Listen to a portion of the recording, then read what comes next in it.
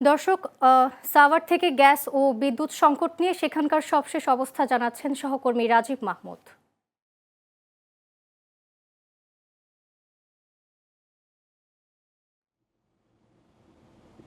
ধন্যবাদ দীপা আপনাকে। আমি এখন রয়েছি সাভার বাস স্ট্যান্ডের একটি সিএনজি স্টেশন। কয়েকদিন স্বস্তির পর কিন্তু আবারও তীব্র গ্যাস সংকটে পড়েছে সাভার আশুলিয়া শিল্পাঞ্চল।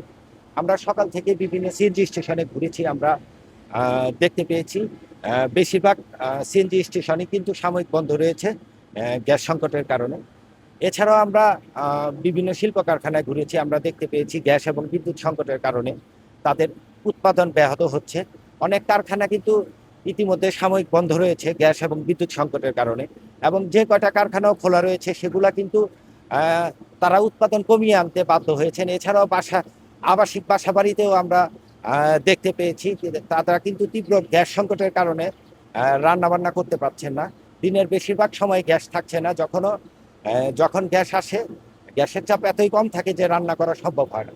আমরা ভুক্তভোগীদের সাথে কথা বলেছি, তারা আমাদেরকে জানিয়েছেন যত দ্রুত সম্ভব গ্যাস এবং বিদ্যুৎ সংকট নিরসন করে যেন গ্যাস সরবরাহ স্বাভাবিক করা হয়, এমন দাবি তারা আমাদেরকে জানিয়েছে। এই ছিল আমার কাছে সাভার থেকে গ্যাস এবং বিদ্যুৎ সংকটের সর্বশেষ।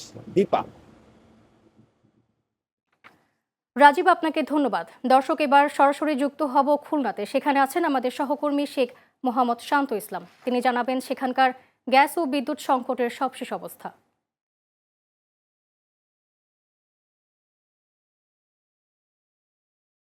ধন্যবাদ দীপা। খুলনা সহ দক্ষিণ পশ্চিম অঞ্চলে চাহিদার তুলনায় বিদ্যুৎ সরবরাহ কম থাকায় চলছে লোডশেডিং।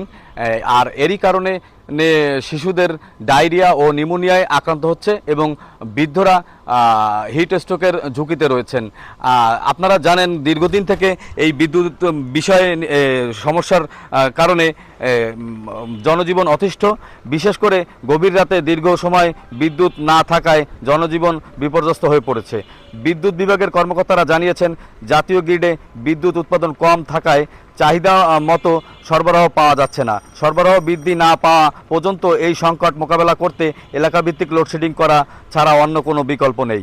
অজপটিকো এলাকায় মোট 807 মেগাওয়াট বিদ্যুতের চাহিদার বিপরীতে সরবরাহ পাওয়া যাচ্ছে 578 মেগাওয়াট, ফলে 229 মেগাওয়াটের ঘাটতি তৈরি হয়েছে। এছাড়া আমি আপনাদেরকে জানাতে চাই, দীর্ঘদিন থেকেই এই সমস্যার কারণে মানুষের মনে একটি ক্ষোভ তৈরি হয়েছে যে এই সরকারের আমলেই হয়তো এমন একটা পরিস্থিতি সৃষ্টি হয়েছে। দীপা, এই ছিল খুলনা থেকে বিদ্যুৎ সরবরাহের সর্বশেষ পরিস্থিতি। ধন্যবাদ। শান্ত, আপনাকে ধন্যবাদ।